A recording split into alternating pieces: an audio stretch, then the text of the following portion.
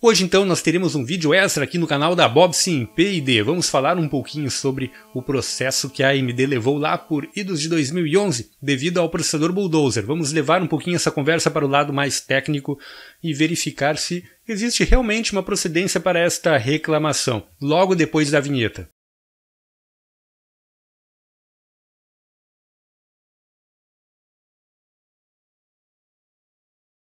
Então, antes de começarmos a falar sobre este afamado problema e o famigerado Bulldozer, é importante falarmos um pouquinho sobre a arquitetura de um processador. Aqui na tela do meu computador eu tenho a arquitetura base de um processador. Um processador ele vai ser composto por algumas estruturas principais, onde nós temos a estrutura fetch, decode, a unidade lógico-aritmética, que é o coração do processador, por assim dizer, e as demais estruturas, como a estrutura de acesso à memória, o write-back e aqui esse banco de registradores, né, que é nada mais do que os registradores presentes dentro de uma estrutura de pipeline para que você tenha a informação que vai ser processada ou que está sendo processada em um acesso mais rápido. Não confundir com a memória cache. Memória cache ela está mais ou menos aqui entre a memória RAM, né, e o próprio processador, uma memória de acesso rápido. Ok, mas então, qual foi o problema com o Bulldozer, né? Todos os processadores seguem uma arquitetura muito parecida com essa, até mesmo os processadores multicore.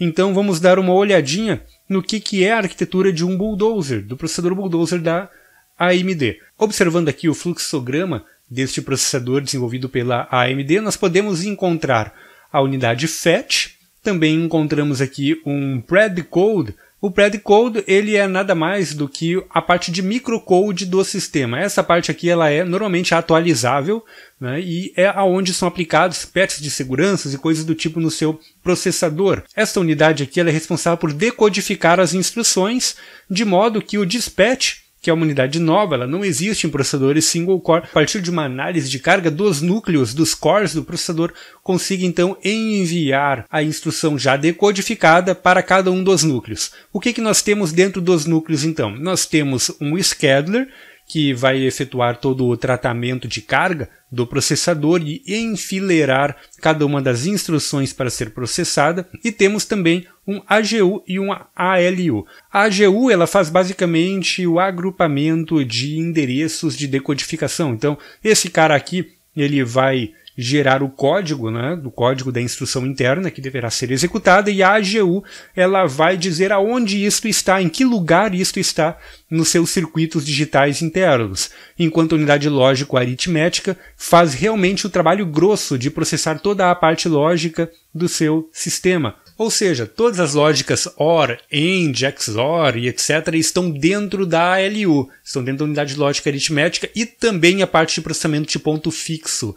Ou seja, todo e qualquer cálculo de inteiros vai ser processado pela ALU. Normalmente a ALU ela tem capacidade de trabalhar com números grandes, aí 128, 256, 374 bits, a depender do processador. Ela é bem grandona para que consiga trabalhar rapidamente com grandes números, e a capacidade da ALU é que vai fazer com que o seu processador seja mais rápido ou mais lento, ou consiga trabalhar com valores maiores ou menores, ou até mesmo com maior ou menor precisão. E aqui está o pulo do gato em relação ao Bulldozer. Podem observar que nós temos dentro de cada um dos núcleos, aqui temos o núcleo 1 e aqui o núcleo 2, nós temos apenas a ALU, não temos a FPU. A FPU é a unidade de ponto flutuante, que é responsável por fazer todo o cálculo de números com vírgula, por assim dizer. Quando você abre o Proteus, abre qualquer software CAD, como a LT Spice, por exemplo, abre o MATLAB, ou abre um jogo, ele vai utilizar aí a FPU para efetuar todo o cálculo de ponto flutuante, o cálculo de número com vírgula, que é extremamente necessário para que você tenha precisão matemática em diversas análises e diversas simulações.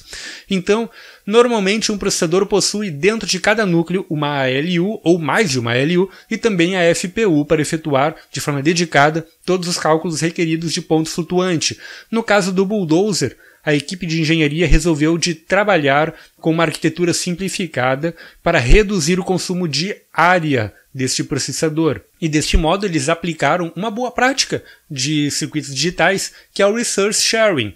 O que acontece com o Resource Sharing é que você vai utilizar uma única estrutura de alta performance para atender outras duas estruturas. Deste modo, aqui no Bulldozer nós temos uma única FPU para atender dois cores, dois núcleos de processamento principais do sistema, o que acaba gerando um problema de concorrência de barramento, né? Esta FPU ela teria que ser muito rápida para conseguir atender simultaneamente, ou melhor, para conseguir dar conta de processar a informação de forma multiplexada de ambos os processadores. Observem que nós temos aqui o core número 1, temos o core número 2.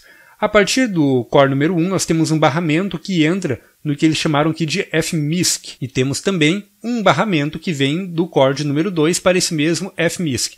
Isso aqui é nada mais do que um escalonador ou um multiplexador que vai efetuar o tratamento das informações, das requisições que vêm de cada núcleo, enfileirando essas requisições. Assim, o que acontece? Se os dois processadores estão requerendo algum processamento na FPU, o processador 1, então, vai ter a sua requisição processada, enquanto o processador 2 vai aguardar na fila. Quando terminou o processamento do core número 1, ele vai efetuar o processamento do core número 2, e o core número 1 vai ter que aguardar a sua vez para o próximo processamento. A FPU, que foi embarcada aqui no Bulldozer, ela possui uma alta performance. Na maioria das vezes, ela vai conseguir atender ao requerimento de processamento dos dois processadores, dos dois núcleos, né? Não processador, dos dois núcleos, ao mesmo tempo. O que acontece é que nem sempre ela vai conseguir atender em tempo real as chamadas, pois ela não trabalha exatamente no dobro da velocidade dos cores. Isto obviamente, é por causa de uma limitação das arquiteturas da época, né? Nós não conseguíamos aí atingir determinados regimes de clock com o que havia disponível de litografia na época. Se eu não me engano, acho que já estava se utilizando 65 ou 90 nanômetros. Não me recordo agora de cabeça qual foi a litografia adotada no Bulldozer. Mas de qualquer forma, se o core número 1 e número 2 trabalham a 2 GHz, para que a FPU consiga atender as requisições, ela vai ter que, no mínimo, trabalhar a 4 GHz. Isso não era possível naquela época, né? Ter a FPU trabalhando a 4 GHz. Ainda mais que circuitos para cálculo de ponto flutuante eles são muito longos e têm uma latência muito grande, né? O que acontece é que em arquiteturas padrões de processadores multicore você tem a FPU dentro de cada um desses cores. No caso do Bulldozer, para reduzir a área e tornar o processador mais barato, eles compartilharam uma FPU de alta performance com os dois cores. E essa FPU ela consegue atender a até 70%, 80% das requisições dos dois processadores, quando eles trabalham, no caso, em full load, né? Quando eles estão trabalhando em carga total. E aí é que está a reclamação dos usuários. Quando você entrava num jogo que fazia muito uso de ponto flutuante, quando você abria uma ferramenta CAD que fazia muito uso de ponto flutuante, como o Proteus, por exemplo, se percebia que os dois núcleos não chegavam a full load. Eles ficavam trabalhando sempre na faixa de 75%, 80%, nunca atingindo 100%. Se você utilizava um software para benchmark, isto era bem visível, né? Você tentava estressar os 4 núcleos, os 8 núcleos, a depender do modelo do seu processador, e eles nunca chegavam a 100%. Justamente porque cada um dos núcleos estava esperando o seu tempo de acesso à FPU para efetuar os seus cálculos, certo? Bom, mas então, qual é o problema aqui? Isso daqui realmente requer um processo? O problema aqui, na realidade, na minha opinião, foi marketing e não arquitetura, por assim dizer. A equipe de engenharia optou por esse tipo de arquitetura para simplificar o processador, reduzir a variabilidade do processo de produção e assim também diminuir a quantidade de falhas entre cada um desses núcleos que era desenvolvido, que era fabricado, em detrimento de uma alta performance. O que acontece é que um processador Bulldozer, por exemplo, de 4 núcleos, ele não estava no mercado para competir com um processador Intel com 4 núcleos. Ele estava no mercado para competir com um processador Intel com 2 núcleos e 4 threads. Nesta época, a Intel estava inundando o mercado com os processadores HT, né? Eles já eram uma realidade. O HT começou lá no Pentium 4, com HT. Não sei se vocês viveram esta época, eu vivi.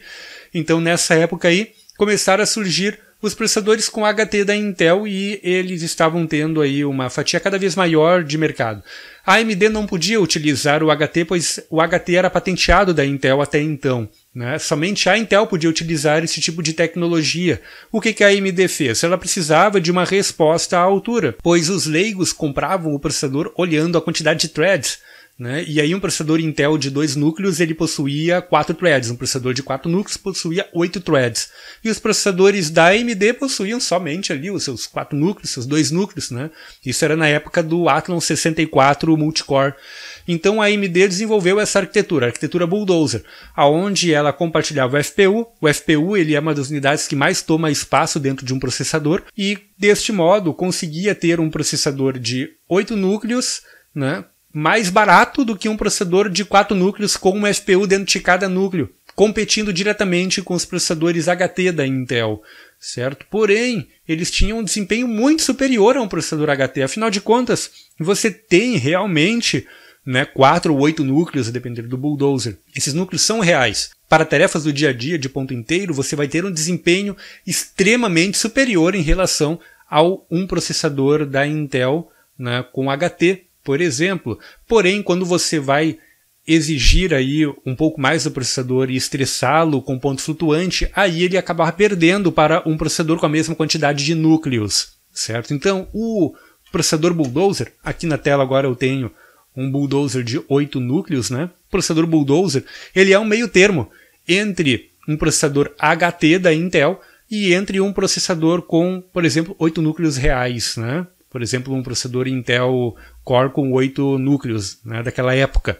Então, o Bulldozer ele não veio para competir diretamente com o processador com o Intel de 8 núcleos, mas sim para competir com o Intel de 4 núcleos com 8 threads, representando uma performance muito superior do que um processador da Intel com 8 threads. O problema todo é que este processador ele não teve o marketing adequado. As pessoas adquiriram, né, um Bulldozer de 8 núcleos, como esse exemplificado aqui, né, pensando que ele iria rivalizar com um Intel de 8 núcleos, enquanto na realidade ele era para rivalizar com um Intel de 4 núcleos com 8 threads. E este foi o problema. A equipe de marketing não deixou isso claro no marketing. As pessoas compraram o processador pensando que ele era um processador realmente, né, com 8 núcleos completos, ele iria fazer frente a um Intel de 8 núcleos. E acabaram não tendo isto, não tiveram essa entrega. Só que se você comprasse esse processador sabendo dessa sua limitação, por assim dizer, né, desta sua questão arquitetural, você ia ser muito feliz, você teria aí um processador mais barato, né? Inclusive ele rivalizava com os processadores de 4 núcleos da Intel em termos de preço, né? O que você pagava um Intel quad-core, você comprava um processador octa-core da Intel, um Bulldozer. E aí você acaba ganhando em performance. Você tem uma performance superior do que o processador de 4 cores da Intel, né, com um Bulldozer de 8 núcleos. Só que as pessoas não queriam isso, elas queriam um processador que rivalizasse com o topo de linha da Intel, mas esta não era a decisão de engenharia. Então o problema ali foi falta de alinhamento entre a engenharia e o marketing, que acabou gerando todo esse problema, e inclusive culminando em um processo milionário, né? 12 milhões aí a AMD vai ter que pagar, né, para as pessoas que adquiriram esse processador naquela época, justamente por uma falha de marketing. E agora, para finalizar, o que eu entendo como realmente uma falha, um erro? Isso aqui para mim não é um erro, isso aqui é uma decisão de engenharia, e inclusive uma decisão de engenharia acertada para a época. A AMD não tinha como competir com os processadores top de linha da Intel naquela época. Não tinha como. Então o que eles fizeram? Eles criaram uma arquitetura mais simples, mais barata de ser fabricada, e iam buscar uma competição no custo-benefício e não na performance, né? O que aconteceu aqui foi, novamente, um erro de marketing. Esse processador funcionava perfeitamente, ele não era bugado. Se nós formos parar para pensar, quem comprou processadores Intel de 2016 até aqui, né, até a série 8, até a geração 8, teria muito mais motivos para processar a Intel do que quem comprou esse Bulldozer. Porque, afinal de contas, os processadores Intel foram acometidos pelo Meltdown Spectre. Isto sim é uma falha, e nós já comentamos inclusive aqui no nosso canal sobre esta falha. Isto é uma falha que acabou inviabilizando performance no processador após aplicado o patch de segurança e inclusive podia gerar risco financeiro para empresas a partir de invasão de terceiros, né, aos seus dados. Isto é uma falha, né? Agora, o que nós temos aqui no caso da AMD é simplesmente uma decisão arquitetural. Esse processador funcionava perfeitamente, ele não tinha nenhum problema, isso daqui não causava dano ou prejuízo direto para ninguém. Bastava a pessoa saber o que estava comprando e ter uma ideia real da performance do produto que ela não seria lesada. Diferente do caso que nós tivemos com a Intel agora, com o Meltdown Spectre, que realmente tiveram pessoas lesadas, né? Nós, usuários de engenharia, fomos muito lesados, inclusive com esse problema, com perda de performance que chegou a 15, 20% no computador devido à aplicação dos patches de segurança, coisa que não aconteceu com os usuários da AMD, né? Eles não tiveram a perda tão brutal de performance, pois os processadores da AMD não foram tão afetados por esta falha de segurança.